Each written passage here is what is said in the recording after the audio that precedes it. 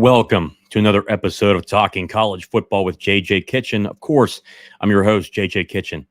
Guys, more news drops today about not just realignment, but about a potential 72-team league, which is hard to think about in retrospect to what college football is certainly becoming. But as we go through college football year in and year out and almost down to month, the changes that are currently occurring are pretty crazy in itself. We'll talk about today why that really won't happen, because the logistical ideas that I've seen and people that I've talked to that really say it's going to be hard for that to get done, and maybe even a couple reasons why we could see that get done. But guys, as you always know, the show is sponsored by Colonial Beer, located at 4986 Library Road in Bethel Park, PA, 15102. Of course, great selection, great people, run by Pitt men here in Pittsburgh, Pennsylvania. Plenty of different options. But also, too, when you're in there, go see my friends over Colonial Beer, two great Pitt men. They do a great job overall with customer service, but more importantly, fulfilling your needs for the tailgates coming up, obviously, for any sporting event you have, or even parties at your own home. Go see my friends at Colonial Beer, located at 4986 Library Road in Bethel Park, PA, 15102. Guys, so the topic of today, a 72-team college football league. If you're probably wondering, hey, did I hear about this at some point? You heard about it in the summertime. And it was really early on in the summer, late in the spring, when a conversation was recently had about the possibility of college football moving in the realm of a 72-team league, really all about college football only, and potentially even breaking away from the NCAA. As you can imagine, back then, there was certainly not a lot of conversation on it. Kind of got shot down pretty quickly, but it really popped up a lot today. People like Nicole Auerbach, and obviously, too, former Fox CEO and executive Bob Thompson talked about today on Twitter. I'm actually going to share a lot of that stuff with you and just go through the teams that he talked about that were currently in there, but also, too, some names that really popped up on these lists that you currently have people saying, man, these guys really support a 72-team league, but also, too, what would the teams look like? Be really cool to see your comments in the comments section, what you think. But of course, guys, if you haven't done so, subscribe to the channel and like the video. It certainly helps out with the algorithm. The show is growing at a rapid rate because of you. So actually, we're going to dive into it here. Take this away. I'm actually going to share my screen with you guys because it's pretty interesting overall to really see this kind of stuff. Let's go into it here. Bob Thompson. All right, so the first one here, Bob Thompson. Interesting that the only quote comes from an NFL owner that should go over really well in the collegiate world, obviously saying that pretty much that kind of when you're going over top of people's heads, that can really push people the wrong way. And I think it's been pretty noticeable when you look at college football. The TV networks are really involved in terms of what really happens in college football, but more importantly, conference realignment. And it kind of goes into a lot of the reasons why I'm going to say why this won't work, but we'll really go into a number of different topics here. But as you can imagine, 72 FBS teams would be in this league. Bob Thompson, obviously, on his Twitter account here. Obviously, okay, apparently there are other quotes in the official release. This was run up the flagpole at the Final Four here in Phoenix last April and shot down pretty quickly. Not sure the plan differs a whole lot from last time. So you can imagine, as I said before, this was really shot down over the summertime when you really looked at this idea. There wasn't really a lot of motive really in terms of the Big Ten and the SEC to make a move because obviously they're in pretty good position where they are. And as you saw recently, an alliance between those two conferences potentially having really a scheduling alliance. Obviously, the SEC does a lot of work with the ACC in terms of rivalry games, Georgia Tech, Louisville, Kentucky, Miami, and Florida. Florida State and Florida have certainly had their battles in there as well, and numerous other rivalries. Pitt's gone down to Tennessee to face the Volunteers. Volunteers have come up to Pittsburgh for the Johnny Majors Classic. A lot of in common in terms of what the ACC and the SEC does in terms of rivalries and what they do. But also, too, the Big Ten has worked out a number of different areas in terms of scheduling with the ACC. But overall, once the Big Ten and the SEC really create that conference scheduling, really you look at a lot of conferences. You look at that overall. They'll still probably have the rivalries with the ACC, but overall it takes away a little bit because you want to have a little bit of a scheduling agreement. But it also brings up that conversation, does the SEC go to that 9-game schedule like the Big Ten? That'll be something that certainly has a conversation. It was brought up over the summer. The SEC did not want to go to a 9-game conference schedule, kept it at 8. So that'll be certainly a discussion over the summertime. But here's another one. It's called the Members of the College Sports Tomorrow Reveal. Dennis Dodd actually mentioned this. No mention of a launch date or revenue. Good idea if employee-employer hits. I asked one member what happens to the likes of Greg Sankey, and what he means by that is what happens to the commissioners of the SEC, the Big Ten, the ACC, the Big 12, the Group of Five, things of that nature in terms of a 72-team league. And basically they said, we'll buy them out, pretty much push them out. Imagine if you can imagine how well that's going to go over with the commissioners of each one of these conferences. Certainly they're not going to be in favor of it. Dennis has some more names here, obviously bringing it up here. Here are the names, the members who have vouched for this league. And some of these people, when you look at it overall, you're kind of surprised who's really on this list. But obviously Chris, he's the founder and CEO of Simple Bet, co-founder of Beliv Aqua. A lot of different names on here. Founder of first ever 24-hour college sports network, CSTV, CBS Sports Network, the former chairman and CEO.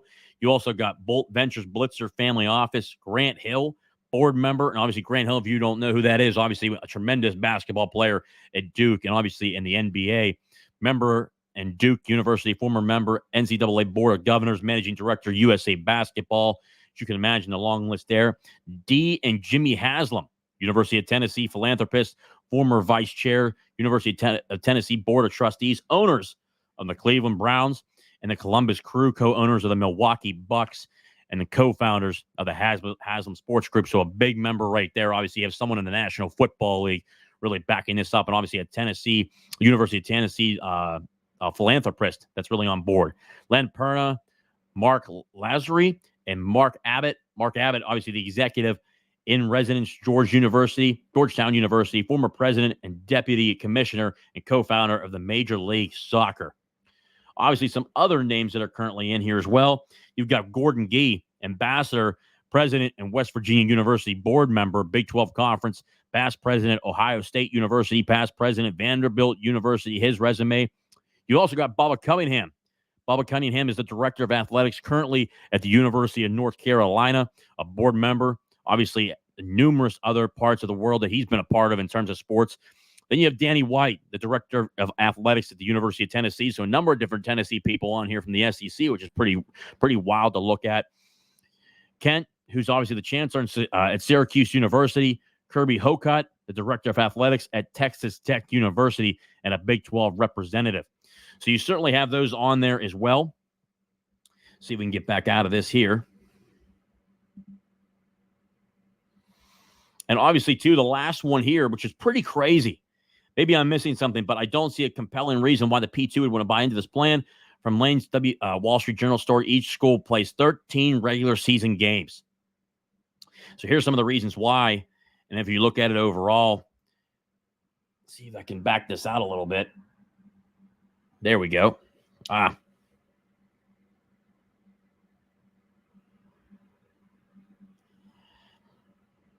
See if it goes in there enough. Maybe I'll just zoom in this way.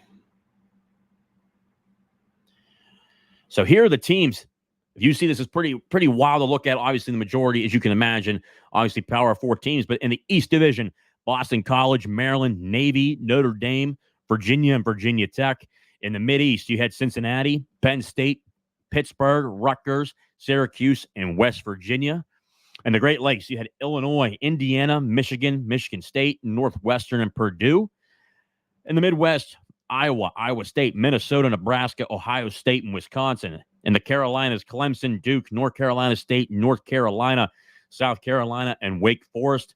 In the Mid-South, Alabama, Auburn, Kentucky, Louisville, Tennessee, and Vanderbilt. In the Southeast, Florida, Florida State, Georgia, Georgia Tech, Miami, and UCF. In the South, LSU, Arkansas, Houston, Memphis, Mississippi State, Ole Miss. In the Plains, Colorado, Kansas, Kansas State, Missouri, Oklahoma, and Oklahoma State. In Texas, Baylor, SMU, TCU, Texas, Texas A&M, and Texas Tech. In the Southwest, Arizona, Arizona State, California, Stanford, UCLA, and USC. And finally, in the West, BYU, Oregon, Oregon State, Utah, Washington, and Washington State. Obviously, bringing in Washington and Oregon State. Washington State and Oregon State obviously would truly love this scenario to get back into the realm of, the relevancy of college football. And obviously, one of the points I had in here, too, each plays 13 regular season games. You look at it overall, a number of different teams. You look at, it's almost like an AFC and NFC looking division. Obviously, some people are truly not going to like any of these conferences, the teams that are in each conference, obviously. Some people will like them. There'll certainly be a dilemma back and forth. I can tell you that. Obviously, when you look back and forth between it's an AFC and NFC type of battle, you'd certainly have some really good matchups overall in terms of a 13 regular season game series and what that looks like. And you really keep it into, no more FCS opponents. You're playing 13 games, so you're adding one more game a year onto the regular season schedule. But you're creating major matchups, which I think in this overall, they haven't talked about revenue, but I think one of the opportunities that they're looking at from this perspective is no more of the easy cutout games anymore. You're looking at major matchups no matter what week you're in. Doesn't matter early on in the season, late in the season. You really have a number of great total matchups overall in 13 weeks. So that's something to really take a look at in terms of just the overall conferences. And also, too, what you're going to see here is it's all geographical. One of the things that people really complain about right now is the geographical game. In terms of rivalries, what those look like, obviously, those things have really been disrupted. This league, the college sports football league, the 72-team league would really take care of that in terms of, a division you play in. Obviously, you'd have 1, 2, 3, 4, 5, 5 divisional games, obviously, and then you'd go on and outside of that, and then you add in, your other, 8 games really out of conference. So it'd be something to really look at. I think overall for me, there'll be a lot of interesting matchups. I think it would be a really good thing for college football in terms of, hey, the matchups overall, your viewership's going to be through the roof because each game you go into, never a guarantee you're going to win that game because now it's all against really your Power 4 and a couple group of 5 schools that are currently in there. Obviously, you throw that in there, you'll certainly have some really good matchups overall. So those are some positives right there. You have the 13 regular season games. You'll have the viewership. It'll certainly be interesting. That's for sure. And you'll have a lot more people involved in terms of what goes on with college football and the viewership aspects because of the matchups that you're creating. So overall, I can understand that from a perspective of, hey, that makes a lot of sense. But as we sit here today, let's really dive into, why won't this happen? And I think that, there's more stronger reasons about why this will not happen. Number one, I think when you look at overall, just a couple comments here that I had. Number one, what is the true motive of the Big Ten and the SEC? Obviously, as we all know, the SEC is really the number one conference. Like any other conference, there's going to be dead weight towards the bottom. But when you look at the top of their conference, Georgia, Alabama, Tennessee's playing really well this year. Missouri, undefeated at this point in the year. Currently, you've had at times in the years where Ole Miss has created a push. Certainly not doing that. They started doing it this year. They had a really bad loss to Kentucky recently. But overall, Alabama has run that. Georgia has run it. And you look at overall the national championships, the past 10 to 20 years, majority of them have been the SEC. They really are in a class of their own, especially towards the top of their conferences. The Big Ten, they've had really in the past 20 years, you're looking at Ohio State and Michigan. Those are really the two teams out of the Big Ten that have won it. And the last time before Michigan here in 2023, the last time the Big Ten won a national title was in 2014 when Ohio State took it home. So the majority of the time, it's been really the ACC with Clemson or the SEC with Alabama or Georgia have really taken it over. And then before that, the first college football series, Florida State took that home as well. And then before that, when you still had the BCS, you had Auburn that was in those games. So you had a number of different teams in there, but really the majority of it the past 10 years is really between the ACC and the SEC, more of the same teams when you look at it overall. You look at obviously Clemson and Alabama and Georgia ones really taking over. Michigan got in there this past year, so it was good to see somebody else different in there. Obviously, you had TCU in there at one point. Obviously they beat Michigan in the first round, but in the second round, Georgia just absolutely obliterated them. There was even a conversation to even allow a Big 12 team into the conference, into the playoff ever again. But overall, I think that the structure this is going to go to is, overall, what's the motive? But also, number two, what is the TV revenue going to look like? All at the end of the day, it comes down to money. The TV revenue at this point has not been answered. There's certainly more questions around that. So overall, when you look at this potential proposal, when there's no questions or answers in terms of what it looks like with the revenue, I just don't see how it goes forward from here. It doesn't present an opportunity to really say to the Big Ten and the SEC, why would it be better? So overall, you kind of have, more questions than answers at that point. And obviously, to a potential, another reason, maybe too many teams. They look at 72 teams. They said potentially maybe the top 64 are in, and the other 8 play in a whole nother division to where they're outside looking in, and then they play. Really, if you play better, if you win those out of those 8 teams, you can jump into that 64 team league. Maybe they bump one out here and there. You really in and out with really maybe 1 or 2 teams. There's question marks there, but potentially maybe too many teams. That's kind of what it looks like at this point. So overall, I think there's just too many questions still. It was denied in the summertime. I really expect it to get denied again. Obviously, the commissioners of each one of these leagues would lose their jobs, so I really don't expect them to really be on board with this.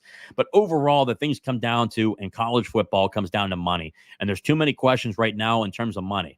If they come out with a revenue plan that certainly answers these questions, maybe we can have that conversation. But overall, I think this creates a conversation. It does bring up a lot of great situations with matchups. But when you look at the overall structure of what it looks like right now, there's just too many questions. So at this point, I really don't see this happening at all. I think there's too many question marks, and there's no reason for the SEC and the Big Ten to just dismay where they're at in terms of the Big Ten making $100 million a year overall with each one of their institutions, really 80 to 100 million. And then you look at the SEC in that 75 to $85 million range. No reason for them to do that. They're in a good position right now. I think overall, they may even go to, obviously, the college football playoff in the next 2 years. You've got conference winners, obviously. That potentially could move to a 3-3, 2-2-1 scenario where you have 3 conference, guaranteed berths from the SEC and the Big Ten, 2 from the ACC and the Big 12, and then 1 from the Group of 5. That potentially looks that way. So things are moving in certainly a number of different directions. But I think when you look at the 72-team league, it's a conversation to be had, but right now I just don't see it happening. Guys, it's been another episode of Talking College Football with JJ Kitchen. If you haven't done so, subscribe to the channel and like the video, share it with your friends.